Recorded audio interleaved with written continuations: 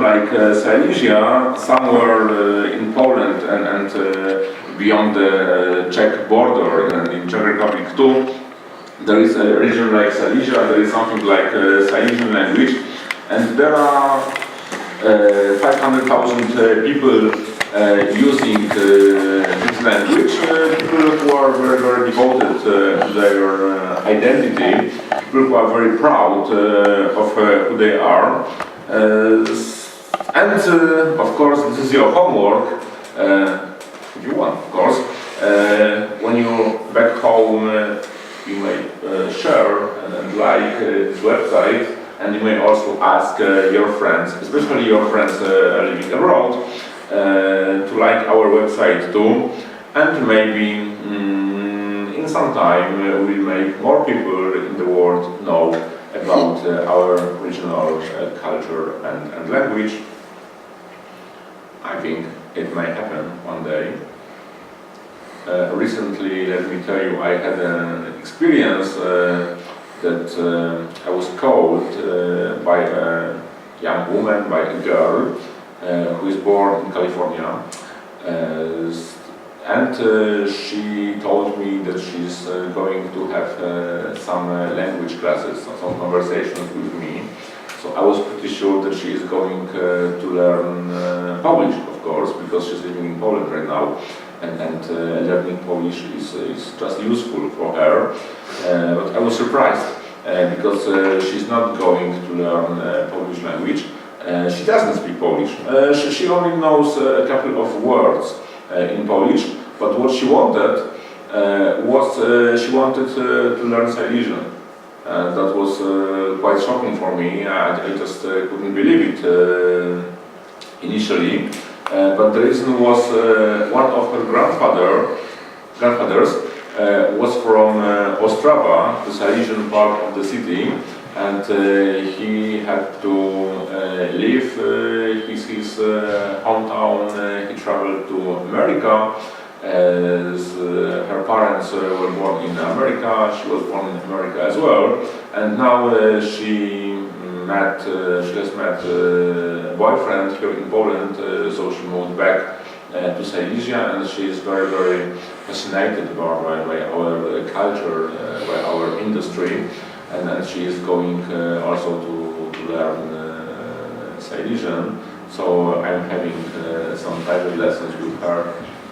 She's learning Silesian as a foreign language, and this is very, very, very unique experience for me. Of course, I'm not going to say that it will happen often, but I had one experience like that recently, so I wanted to share it with you.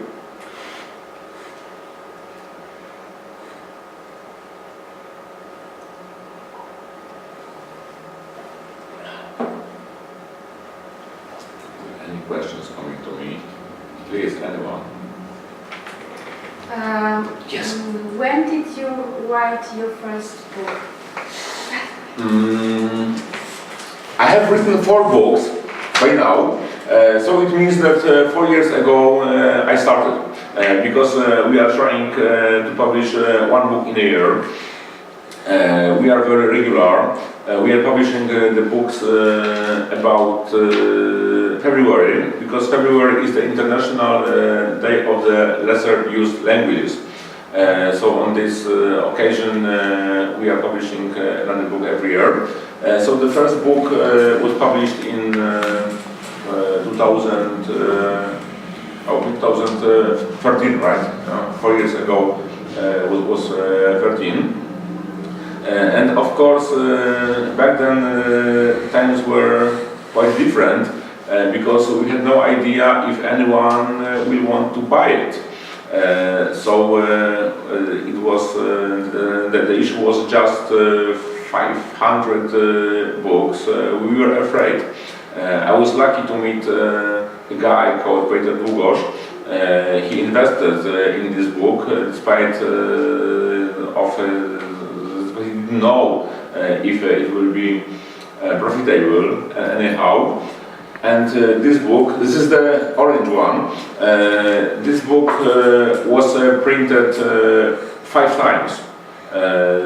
So now the issue was going up from 500 to 3,000 today, and people still want to buy it. Is it a good result? I don't know, it's hard to say. Selling 3,000 books maybe is not really impressive, but remember that we are still talking about the group of people of just 500,000, 500,000. So I think it's quite decent, it's not a bad result, in my opinion. Why did you write criminal books? This question is being asked in almost every meeting I attend, and my answer is different every time. That's because I don't know the answer, so I answer differently. I'm just trying to think of something new. So my answer for today may be because when I was a young child, my mother was she loved different crime stories, and I was just seeing these criminal books everywhere in the flat. So I was absorbing somehow its energy in myself, and maybe it remained somehow in the back of my mind. I don't really know. These books are not typical crime stories because I'm trying to combine different genres, different types of books. In the first one, there is a lot of fantasy. There are some demons coming obviously from our original Silesian legends. So there is not so much paranormal phenomena in the next books. The second one is rather political thriller, maybe, I don't know, yeah, something like that. But above all this book have got a lot of comedies because Silesian language, whatever we say about it, has got a great, fantastic comical potential. Silesian is great to say jokes, and this is our blessing and this is our curse at the same time. Why blessing and why the curse? Because we can use it. People love reading something funny, but sometimes it's quite difficult to write anything serious in this language because some of us have believed that Silesian language is good only to tell jokes, which is obviously not true.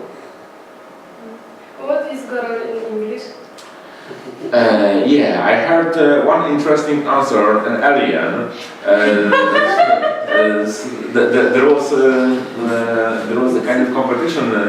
Dziennik Zachodni asked its readers to translate the titles of different movies, and they were translating titles like "Gone with the Wind."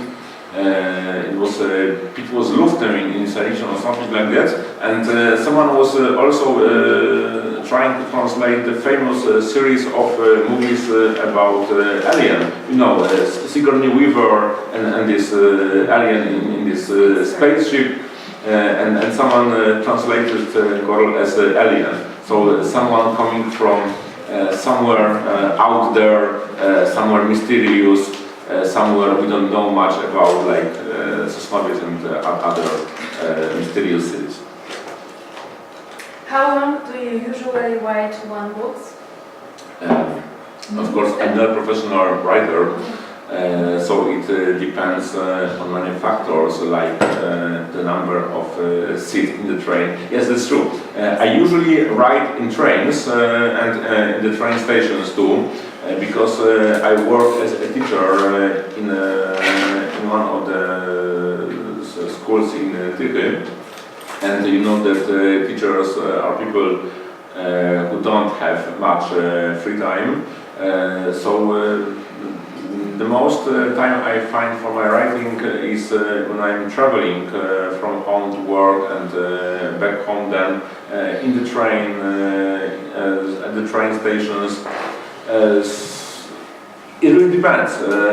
There are times when I have no time at all to write during a week, and sometimes I'm able to find many hours, several hours during a week to write something which I find interesting. As I said before, we are trying to publish one book in a year, but of course it's a much shorter time. It's like 4-6 months maybe, because then there is the whole process of printing, of correcting the book and doing many other difficult jobs people which are not here, and no one can see their faces, because you only see my face, and I'm doing just a little bit of the work that must be done.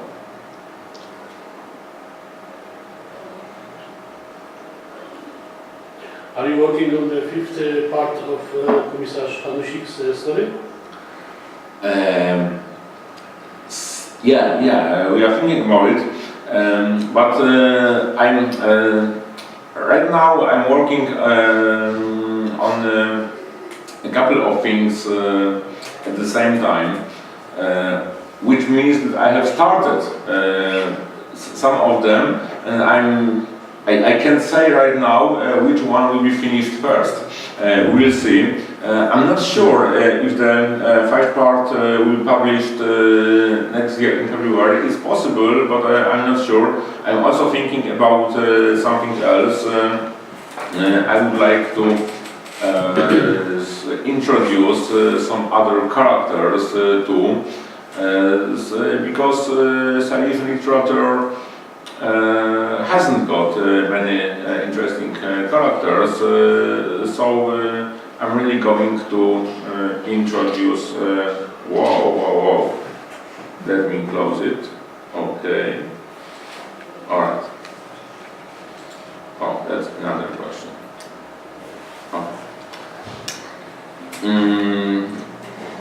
Surely I'm going to write it.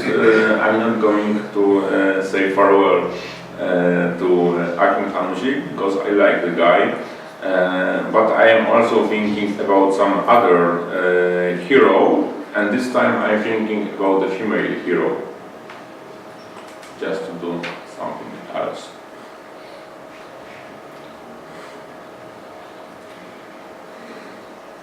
Could you show us those pictures and read it in both languages? In this series of pictures there are a couple of characters. That's Paul, or Paulek in Silesian. He's one of them. He's got some very, very deep thoughts, the reflections, like where is the nearest pub? He is asking here. Kaj sam je jakiś szynk, which is the most important thing as soon as your work is finished. Najważniejsza rzecz, zaraz jak ino żeś je po robocie. These translations are sometimes not the most precise, but it's not about, we were trying to catch the real meaning of these sentences. And by the way, let me mention that speaking Silesian may be also helpful when you are learning English, of course, because in some cases the words order is very, very similar in both these languages. For example, let's think about the sentence like I saw you go. I mean, I saw you when you were going somewhere. When you are trying to translate it into Polish, you would have to say I promised that we won't be talking in Polish, but now I have to break my own promise, but it's for a good reason. I saw you go, ja widziałem Ciebie, kiedy szedłeś albo szłaś. Wiecie, I saw you go. And in Silesian, the structure of this sentence is quite similar to English and to German too. Ja Cię widział iść. I saw you go, ja Cię widział iść. The word's order is almost the same. And in Polish it's much different. So it's another proof that the more languages we speak, the easier it is for us to learn the next language, and the next one, and the next one, and so on and on. We can also have a look at another picture. This is Richard or Richard in Silesian. Richard is visiting Silesia and he's having some problems. I can understand you. He says, ja Cię nie poradzę z pokopi.